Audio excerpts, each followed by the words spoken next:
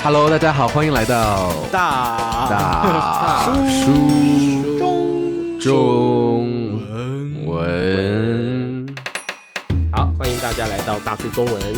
今天我们要聊一个很有意思的话题，就是三位大叔有没有跟宠物相关的这个经验哦？那这个为什么？你咋了？我没有这个经验，你怎样？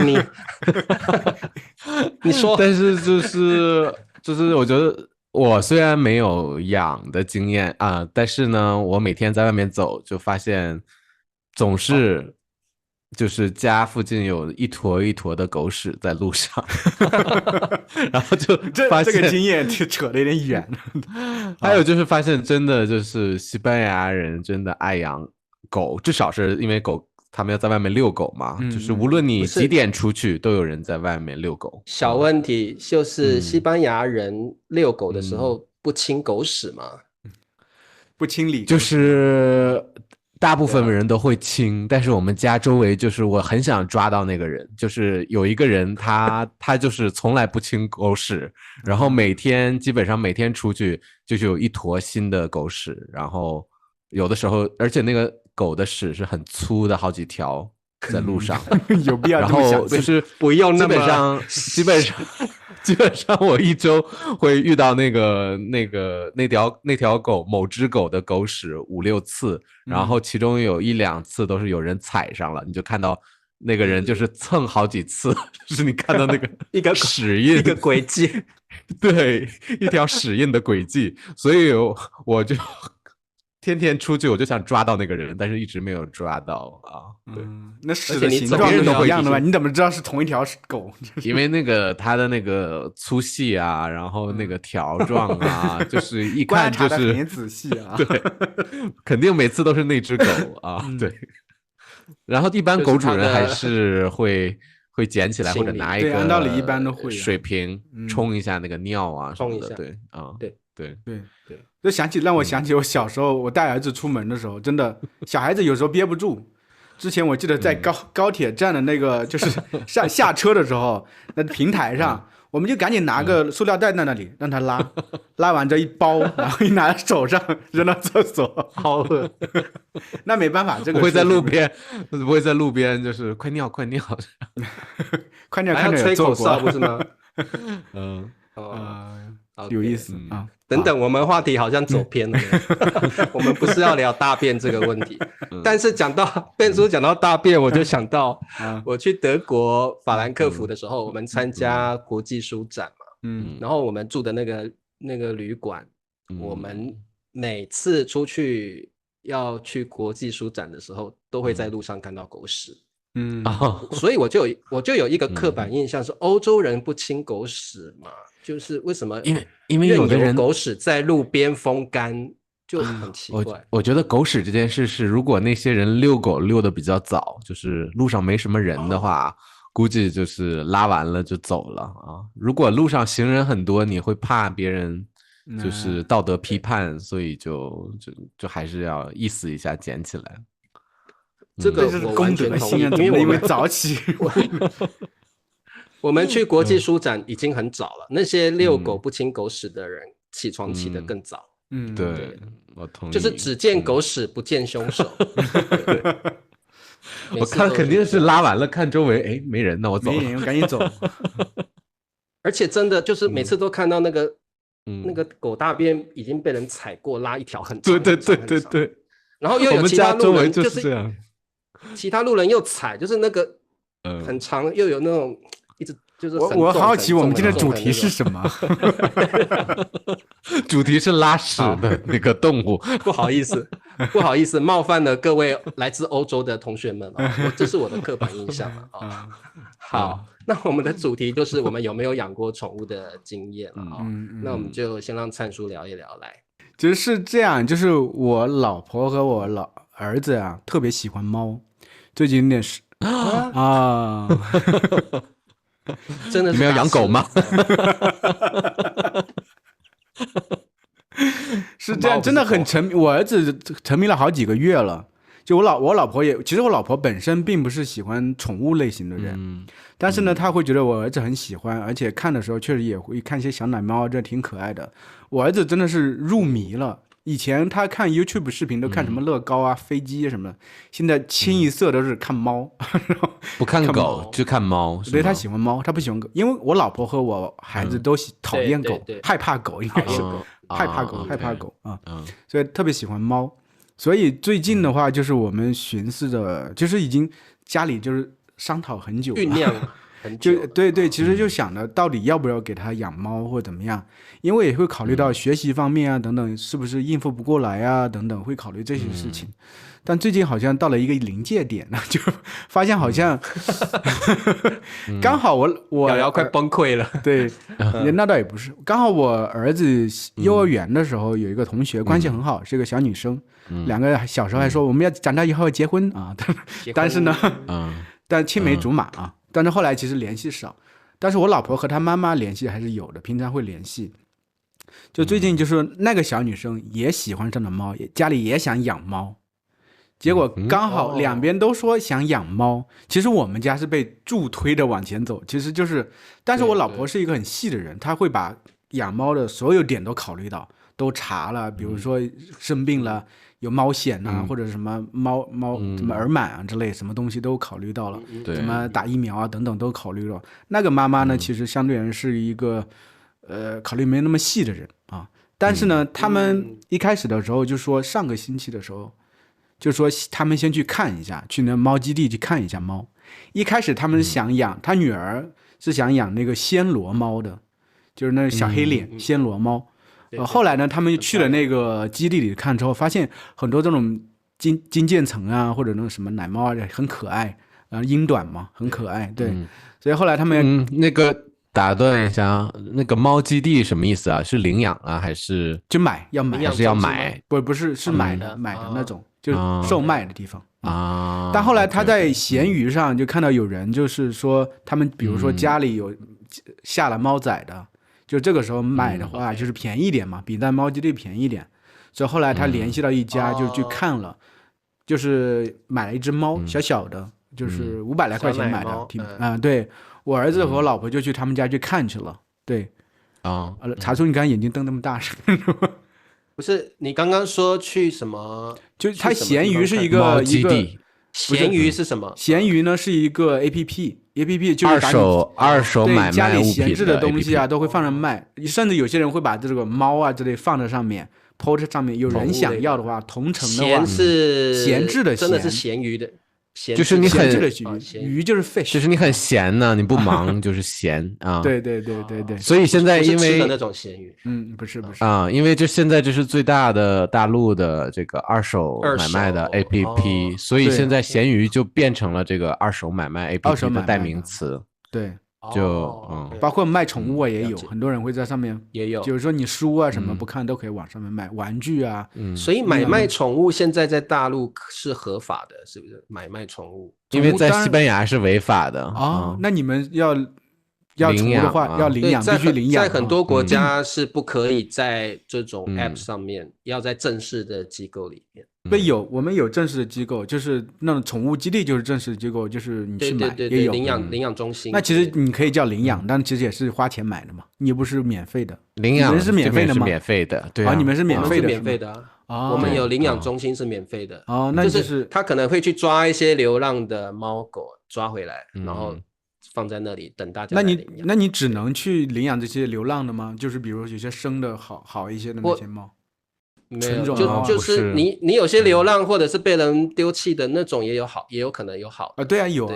那你去那边对看不知道，反正大陆是可以这样，你去直接就是你挑你自己喜欢的，就是你觉得可爱的，或者你就看对的，有眼缘的都可以。对，反正大陆这边是这样，所以难怪你们一脸错愕，不知道怎么回事。就是这面对会觉得涉及到金钱买卖就会就比较敏感，动物虐待的之类的。对这个就是价值观不一样。反正我们这边国情不同，对，就是会觉得就是可以去买。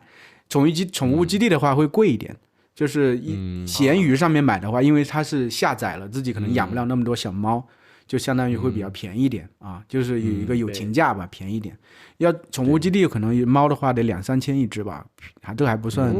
对，有些猫是得2-3千，甚至更贵的都有。你像中国的这种短视频的这个平台上，有些人专门卖猫的，他们有些猫上万的都有，几万的都有，就他们包装的很好的。对，就是所以这个在中国这边人，大家没有认为有任何问题，就是正常的，就是我有这个需求，你能提供这种宠物，大家反正我买了，我肯定也会好好对它，所以这个是没有关系的。对。所以就是我说回我儿子那个女同学，她就买了一只小猫，然后我儿子去看了，所以特别喜欢。然后呢，就是昨天晚上我们也去他们家，同时下了3只猫，所以他那个小孩买了一只猫，我儿子昨天去看另外一只猫，其实是双胞胎。本来想买的，就是我们都确定准备想买的，但是一时冲动想买的，什么都说好了。但是后来就是回来之后发现，就是那个另外一只小猫。就是有耳螨，耳螨的话就是耳螨里头有螨虫嘛，就是会比较痒。其实就是说发现可能说不是特别卫生啊等等，会担心这个。而我老婆和那个女儿的妈妈都是很细的人，很容易焦虑的人，半夜因为这些事睡不着觉。而且那只猫它其实就买没有耳螨的猫呗。对，就是它是那个人家里的猫。所以你只能去只有那么一猫的选择，你不是说去店里。他们全都有耳螨。对，他的那个耳螨是传染的，就是说可能他们的猫的父母就有猫妈妈传染的，都会有的。所以后来就决定就是那还是暂缓一下，而且就是他们家那个猫，我们最早是喜欢那种金渐层，就是英短。但是发现那个什么叫英短呢？什么叫英国短毛猫？英国短毛。OK， 变数对猫不太了解，不了解。对，我以前不了解，现在我大概了解一下而已。所以后来就是觉得，我不了解，我觉得学生也不能了解。对呀，就是我们后来想了一下，就是那只猫其实一开始看的挺可爱的，但它有个哥哥，就是他们家是一直养猫的，所以有爸爸妈妈还有哥哥，哥哥是当时独生猫一只。这次呢又生了3只小猫，有一个妹妹已经被人买走了。那个哥哥1岁，然后我们昨天进去看的时候，发现那猫特别大，很巨，你知道吗？就是我们之前在为什么为什么公猫能生孩子？不是，他们家有爸爸有妈妈，公猫母猫都有。然后他们家之前生了一只猫叫哥哥嘛。然后猫哥哥，对，还是小奶猫，它还是小奶猫。好的。然后过了今年又生了3只小猫，是这个意思啊。就是我们昨天去看了一下，发现它那个哥哥长得很大，就是有点像小狗那么大。对，就是这个猫它其实不是我们心目中那种猫，就是我们不希望看。对，我们心目中的猫相对小一点，就算你那个金渐层，其实就算成年的金渐层也没有那么大。就是我们家人，比如对稍微太大点的那种宠物，心里也有点害怕。我儿子昨天看了之后，一进门之后有点害怕，然后后来昨天晚上半夜做梦，从床上下起来掉了地上，就一开始是昨天想好要买了，所以后来今天早上我们再考虑一下，觉得其实要么先不买，冷静一下，等到年后因为我们过年刚好这段时间呢，就是本来是说先买了，然后放主人家继续养着，我们年后再领回来。现在就觉得要么还是这样，就等我们年后自己去那个猫咪基地再去看一看，再挑选一下有没有自己更喜欢的，比如说你起码选到自己真的是很喜欢的品种。因为我那个时候也说了，因为我们昨天去的时候，因为就有点像赶鸭子上架，因为我同学我儿子的同学他们买了一只猫，所以我们感觉好像被推到那一块，好像我们也就是内心有个冲动也想买一只猫，但其实没有完全心里做好准备。这个时候呢，那只猫其实未必就是真的特别特别喜欢，但是你需要做心理建设，就是说你很喜欢这只猫。我觉得我早上和我儿子说的时候，就说这样其实对猫也不公平。那其实你内心还没有完全做好100%接受它，那你倒是可能再长大一些，真的很大，或者长得不是你想要的这个样子，你可能对它的感情淡了，它也能感受出来，对它不公平。所以就到时就是年后再去真正的去挑一只你真正喜欢的，而且你知道它长大之后大概是什么样子，差不离是这个样子，你也会一直说很喜欢它。所以我们是做这么一个决定，就是而且家里现在就是什么什么猫抓板呀，什么猫砂呀、猫砂啦、猫碗啊，还有甚至反正好多东西都已经买了，猫粮啊都已经买了，就是你们年后都准备好了。我们准备好了。昨天回来的时候大半夜，我们回到家10点，在收拾家里客厅啊什么的，然后拖地，把一些底下那些很脏的地方都拿抹布擦掉。我儿子也在做这些事情，因为猫咪需要干净嘛，你不然的话那就很脏的。对，他喜欢钻底下嘛，所以我觉得我儿子也准备好了。我老婆虽然不是，我觉得我老婆有70%-80%愿意做这个事情，是因为儿子愿意做。我现在是50%，因为我其实对宠物没有特别，我对宠物没有特别深的感觉，我从小没有养过宠物，但我觉得可能就是真的你养了，你成天会看着它撸一撸，在边上绕一绕，你会慢慢喜欢上这个东西，我是这样想，所所以我是觉得有这个可能性。以后陆大叔那个猫尾巴下一就会集在你手里下一集就会抱着了。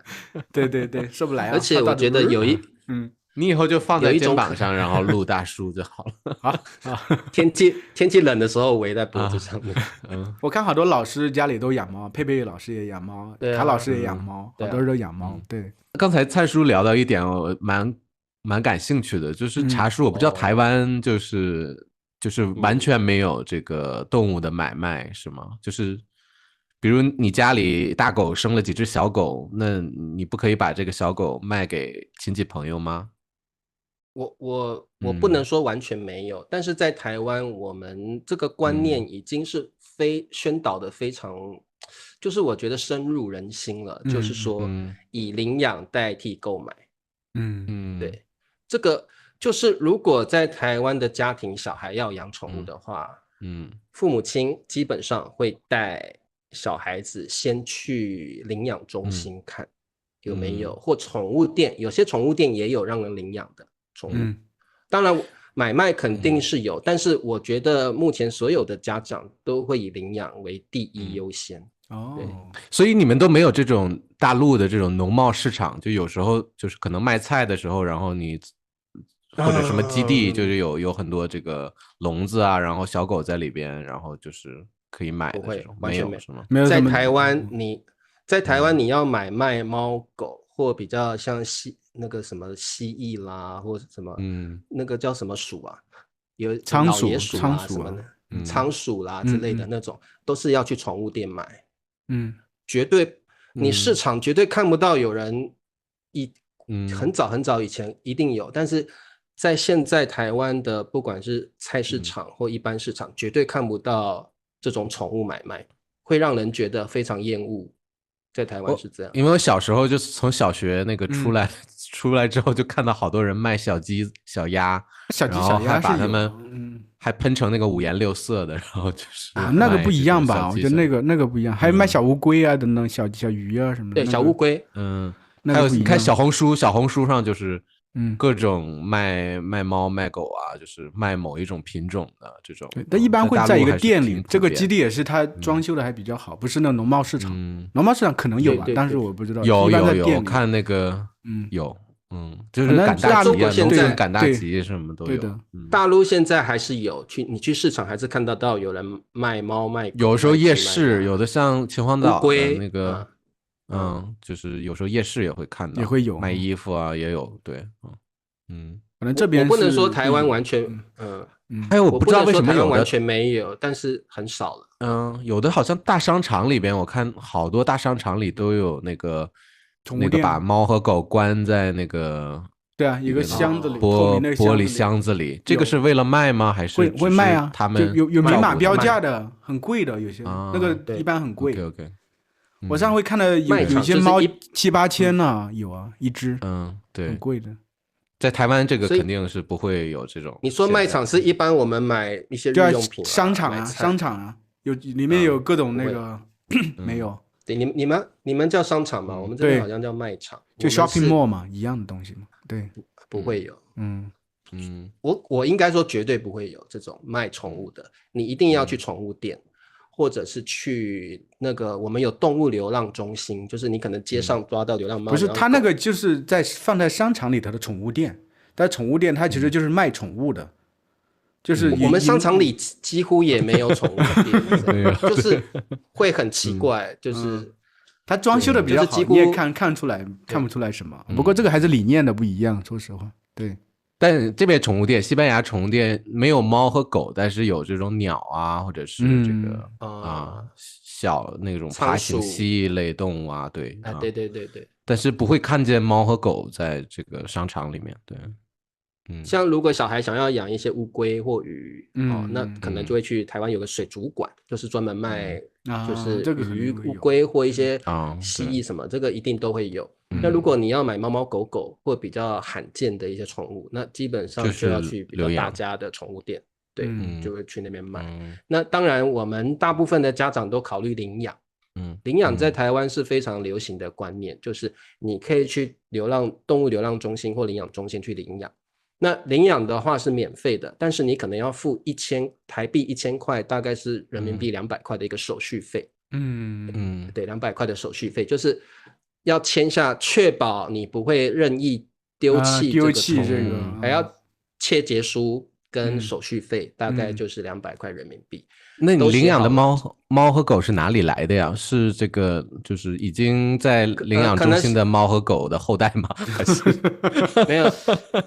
基本上在领养中心的猫猫狗狗也有可能是路上流浪的猫猫狗狗，也有可能是之后抓来又生的猫猫狗狗。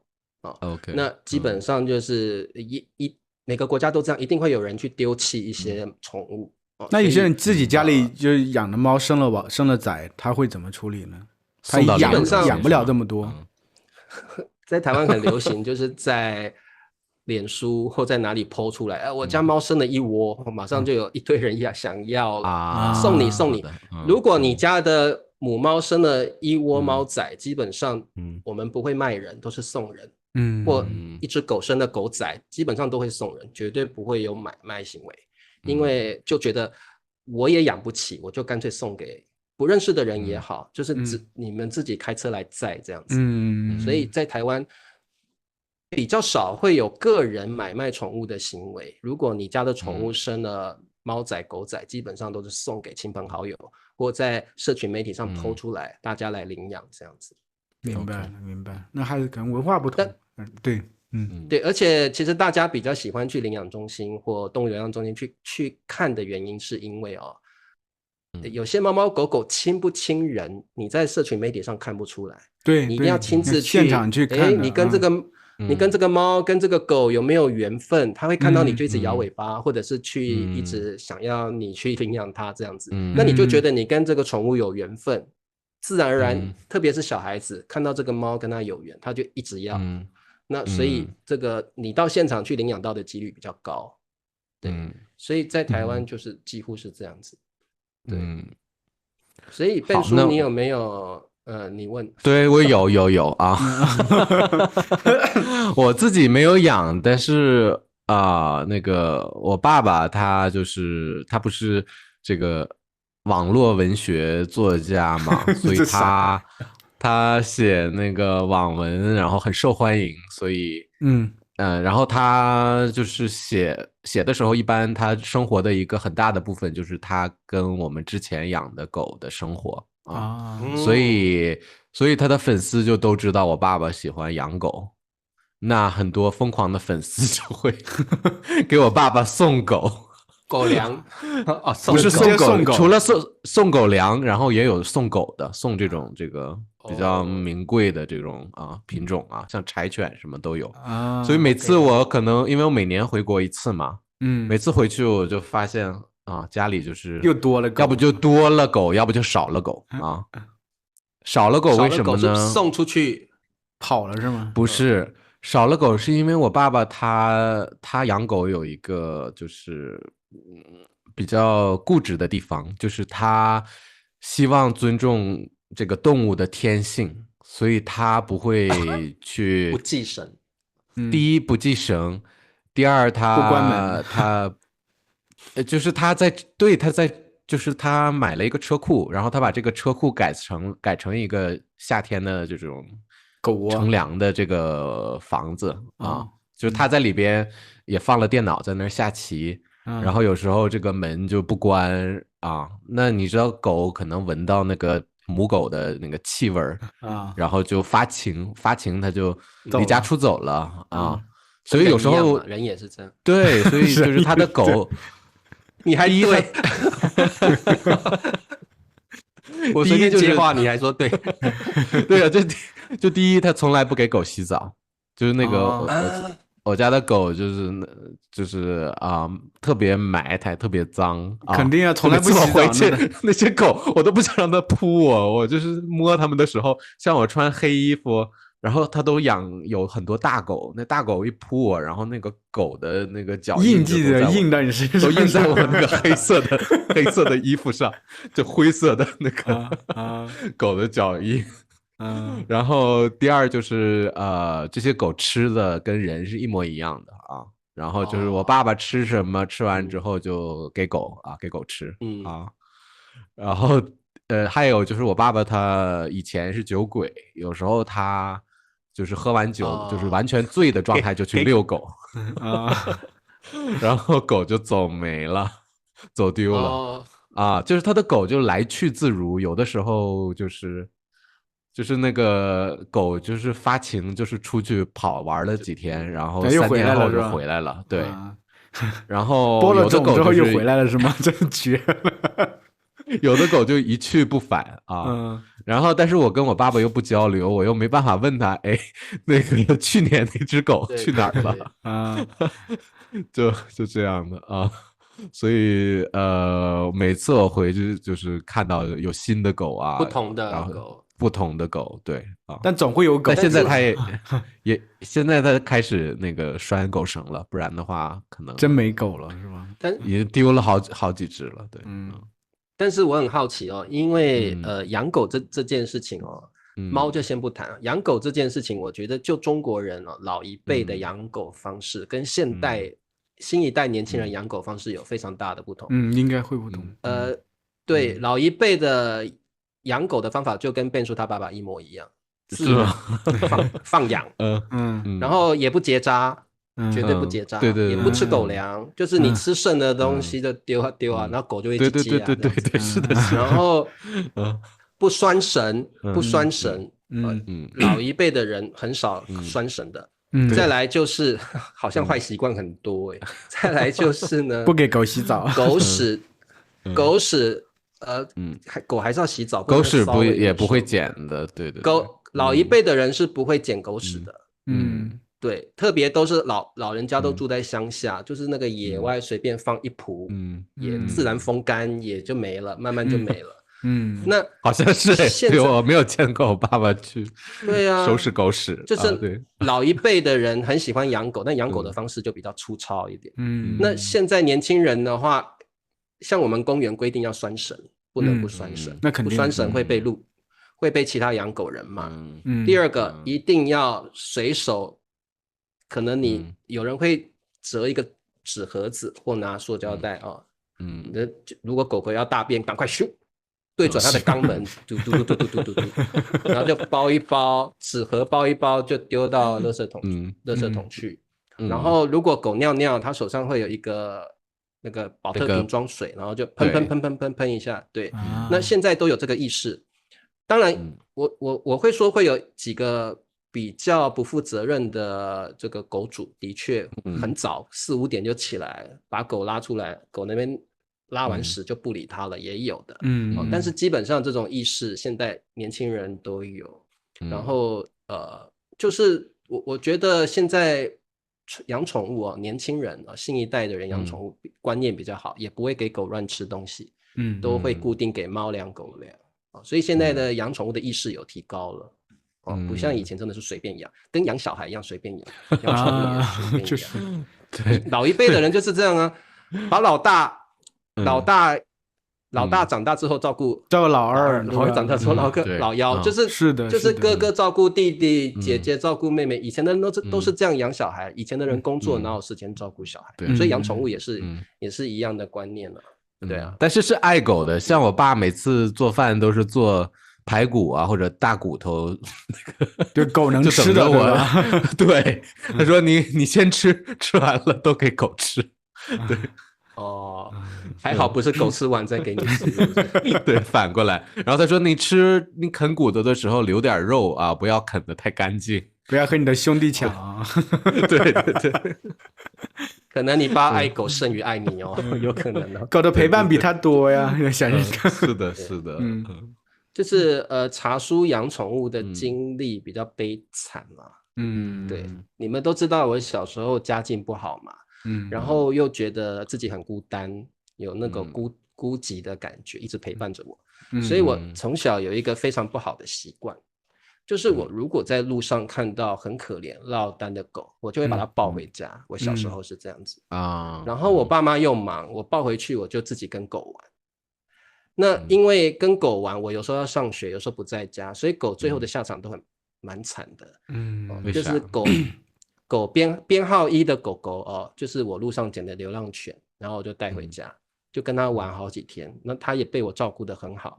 然后有一天放学回家，我就看到很多邻居聚集在我们楼下的那个地方，在那边议论纷纷。我不要听，是不是？这应该是伤心的故事。怎么有个狗尸体在地上？因为我那时候我家住5楼，掉下来了，所以那个狗狗很兴奋的从阳台跳一跳就掉，又啵就变。真的吗？那这个狗这么……我小时候不敢负责任，这是小纯狗吗？对不起，这个对不起大家。我小时候看的时候，就是我看的时候，哪一家的狗啊，怎么那么可怜？可是阳台没有护栏，那么高吗？那时候没有，没有，那狗跳一跳就下去了，然后它就摔死了。对，然后这是狗编号1，悲惨的故事1。然后我后来又过一阵子，又抱了一只很可爱的那个小奶狗。而且我养了大概半年，把它养大了。那我家那时候是开水族馆。那就跟这个狗过着幸福快乐的日子半年了。有一次早上的时候，那我家隔壁是菜市场，所以那时候菜市场刚刚就是很多菜贩进去要卖菜，卡车载菜的卡车进出的。那我那只天真无邪的狗狗就跳boing boing boing，就刚好跳到在路中间的吗？菜的货车的后轮那个地方，咣一下哦奇迹似的，它没有怎么样，它又那个车好像有看到，稍微后退一下，它就短又跳出来，到我面前摇尾巴。我想说，哇，这个小子福大命大，没事。当天下午口吐鲜血，死在我家里面水族馆店里面死了。他内脏什么？OK， 被压坏了对，然后就那个时候也没有埋葬动物的观念，他也没有叫啊，你也看不出来，没有是吗？他自己可能也没有感觉。然后那时候没有埋葬动物的观念，我妈就叫我把他的尸体丢到后面的一个大水沟去，直接丢下去。然后我那个时候就是觉得很内疚，没有照顾好他。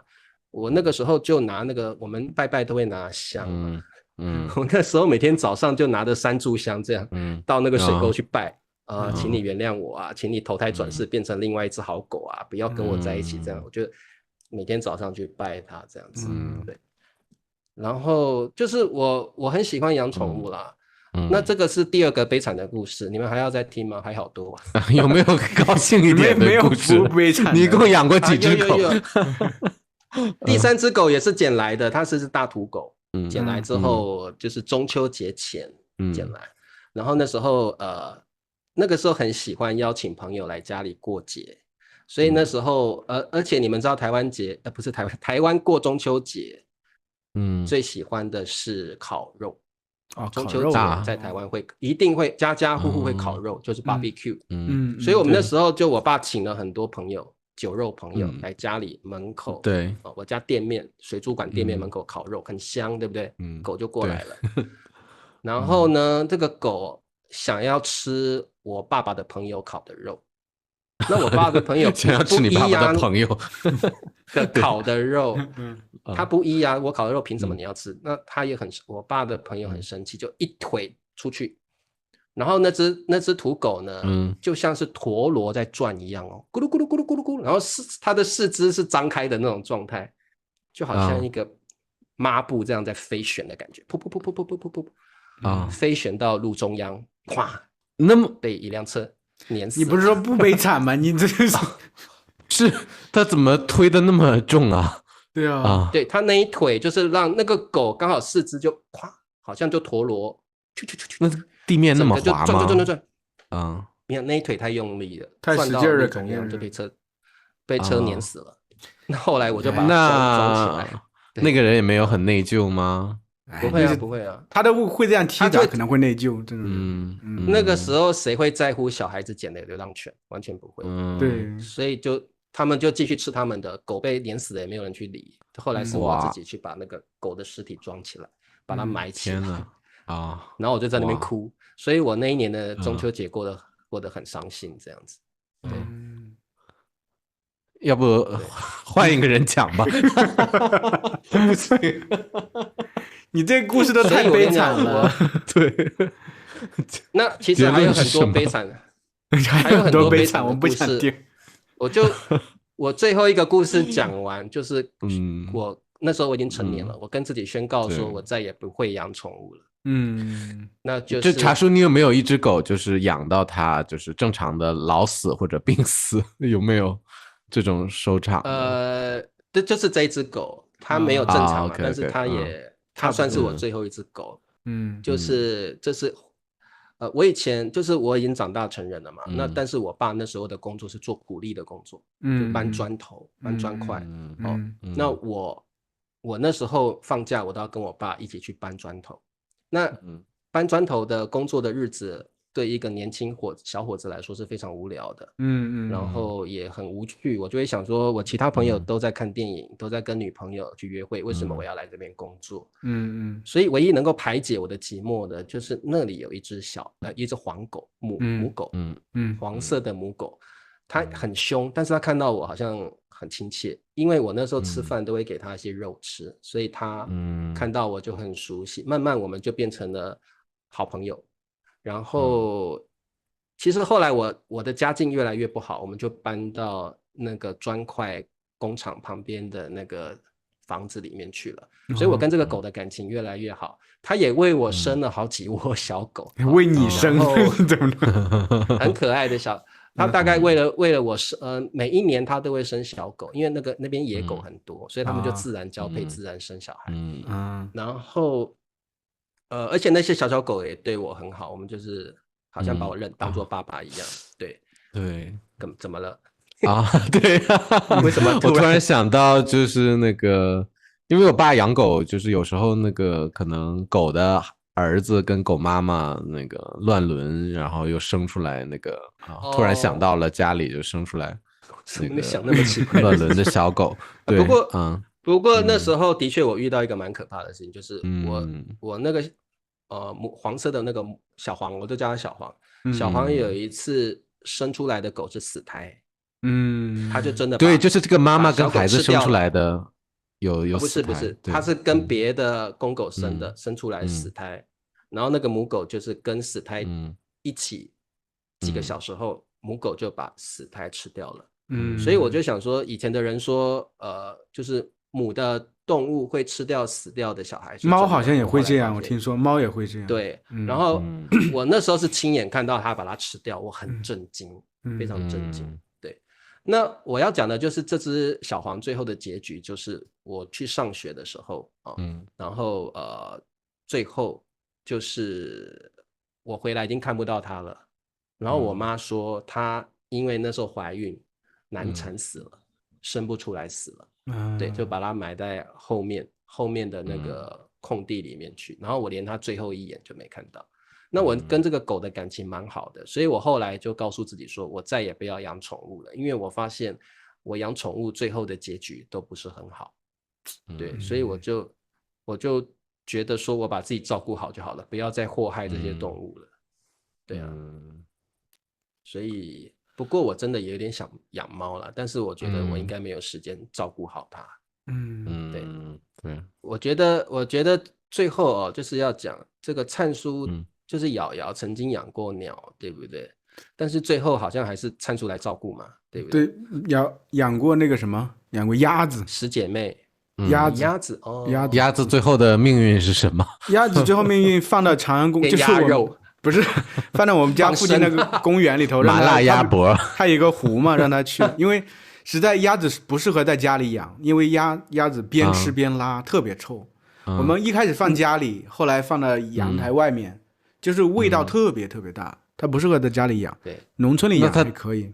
它直接放生，它可以是吗？因为那个放生那个地方本来就有很多鸭子，子，所以刚好就在那。我不知道后来它命运怎么样，但是我觉得应该能活下来。没回去，没回去看看它。回去你也找不着了，那个地方太大了，你也不知道它在哪啊。OK， 它不会游过来说参爸参爸。因为说实话，鸭子你很难培养感情，我是觉得对我而言，因为可能查出你年轻时候也养过鸭子，但是你们就是可能有更深的这个交流什么的。但我们那个仅限于给他，我没有啊。查叔，你跟鸭子怎么交流？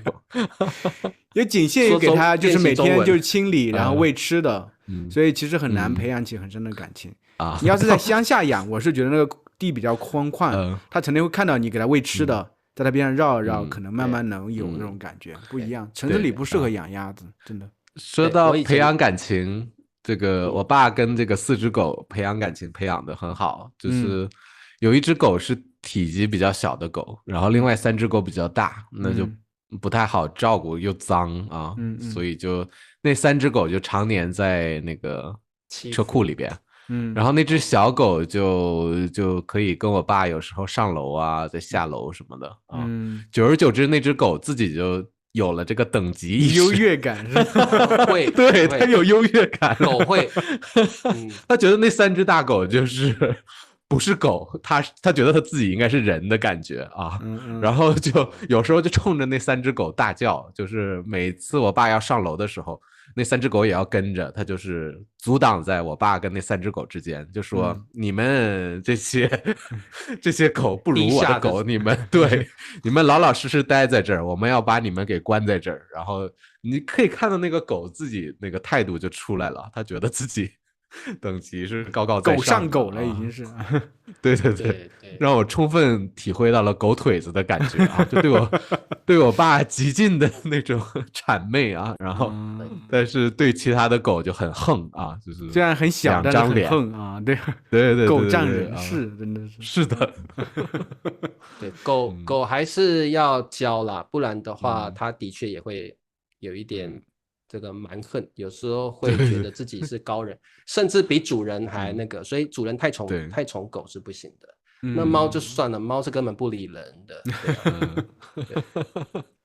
我有同学养猫啊，他回来从来没有看过他的猫，他的猫都躲在衣橱里面，只有他开那个猫条的时候，猫才会听到声音下来，不然基本上都不理他的主人。这么夸张呢？对，猫有些猫真的是会跟人离得很远，它们的习性其实就是这样，所以要养猫真的你要先去看它是不是亲人的猫，是的，一定要养到亲人的猫，不然你不觉得你在养猫，你觉得是猫是国王在那边等你来伺候它这样。对，所以你们赞成就是给猫给狗吃那种袋装的狗粮吗？因为我觉得如果我是猫和狗的话，我每天吃一样的那种干了吧唧的那种袋子里倒出来的一粒一粒的猫粮狗粮，我会觉得就是吃几天就吃腻了吧。对，我会觉得我很想吃一点其他的东西啊。对啊，比如我是猫的话，我可能会吃鱼啊，或者吃一点吃肉啊，对啊，吃老鼠。蔡叔，你打算怎么喂你的猫？就昨天我们刚好就问了一个，就是养这个自己养猫，然后生了一窝小猫的人。这个刚好是我儿子上那个书法课，他们有一个老师，然后我老婆把他微信加了，就问他，他说猫粮这个东西就相当于我们人类的方便面一样，你不可能每天吃方便面，所以就是猫粮是这样的。就是它是一种合成品嘛，所以你每天你还是要掺杂起来，给它一些，比如说肉，有鸡胸肉啊，或者生肉什么的，掺杂给它吃，就不能纯粹只吃猫粮。那就像我们人每天只吃方便面一样，虽然很方便，但是就是没有那么营养啊。就像你要是笨叔说，要是它是猫的话，它也不可能每天都想吃猫粮，可能也想换个口味。对，是的。可是我听说有些宠物，不管是猫还是狗，当它吃多了那种，比如说鸡胸肉啦，或那种肉罐头啦，它就不想要吃狗粮或猫粮。那肯定啊，因为它就会，对，它会偏食。太好吃了吧？太好吃了吧？对，所以为什么有很多主人就是只喂猫粮或狗粮，就是怕宠物会觉得它就是绝食抗议，你一定会给我吃鸡胸肉的。有一些宠物是会这样的。但到底哪种好啊？我就不知道，是不是就是吃猫粮、狗粮对肠胃比较好，能长寿啊？还是不知道？说实话，我也不知道，我也没有也养过。不知道。所以我们这一集最后留下一个疑问，问大家吧，希望有宠物专家帮我们解答。大叔中文的第一个问题就是：猫猫狗狗是不是吃猫粮、狗粮就足够了？如果不足够，我们应该怎么办啊？因为灿叔即将要养猫了，请大家给他一些意见。灿叔是新手爸爸，对，不要爸爸这个词，爸爸不能让灿叔就是没有照顾好猫。还有就是听说猫是不能吃巧克力，是不是？猫跟狗不能吃巧克力，狗不能吃巧克力，猫我不知道我儿子都看了一本关于猫的书了，他其实了解了很多知识，他就真的为了这个养猫，真的也下足了功夫。就是知道他了解一些知识，我们都不知道。他就是看了一本书，看得很仔细。我觉得其实最主要是你真的喜欢这个宠物，而且你愿意付出。这个其实也是我们希望看到的，就是通过这个也能培养他的责任感呐等等。因为他是对另外一个生命要负责嘛，不像之前小时候养小乌龟、小金鱼、小鸭子那个不一样。猫就像你说，一开始选对了猫，它会粘人，而且你是有交流的这种感觉，不一样。我是觉得是。对，希望大家把宠物看成你的家人，而不是那种好像它就是宠物，你可以养它，也可以抛弃它，千万不要有这种观念哦。对，边叔你要说什么？没有啊，我就是希望大家给灿叔一些意见啊，然后就是给我们贡献一点互动率。啥东西？你每次都一声，我都以为你有，就以为你有什么高谈阔论等着呢。对呀，没有啊，被你骗了，感觉好像是硬生生说出一句本来没必要说的话。对。好，那我们这一集呢，就是聊聊宠物啦。相信很多同学都有养宠物啊。那不晓得你们养宠物有什么感觉？宠物对你来说是家人，还是只是情绪排解的一个工具而已？那就请你们留言告诉我们咯。我们下一期再见，拜拜。好，拜拜，拜拜。